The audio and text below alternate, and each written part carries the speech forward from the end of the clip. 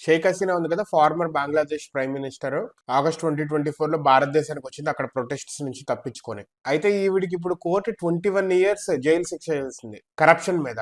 అయితే 10 రోజుల క్రితమే ఈవిడికి డెత్ పెనాల్టీ గురించి వేసింది హ్యూమానిటరీ గ్రౌండ్స్ లో. ఎందుకంటే ఆ టైంలో ప్రొటెస్ట్ జరిగే టైంలో ఈవిడ ఇచ్చిన చాలా మంది ప్రజల మీద తీవ్రమైన చర్యలు తీసుకునే విధంగా ఈవిడ రూల్స్ ఆర్డర్స్ ఇచ్చిందని చెప్పి. ఇప్పుడేమో ఇది కరప్షన్ దాంట్లో, ఇప్పుడేమో పూర్వాచల్ టౌన్ లో రాజుక్ న్యూ టౌన్ అనే దానికి సంబంధించి ఈవిడ కరప్షన్ చేసింది అని, అదే విధంగా ఈవిడికి, ఈవిడ చుట్టాలకి, ఈవిడ పిల్లలకి, ఫ్యామిలీకి మొత్తానికి చాలా ల్యాండ్ అలొకేట్ చేసుకుంది డైరెక్ట్ గా, ఎటువంటి అప్లికేషన్స్ పెట్టకుండా అని చెప్పి.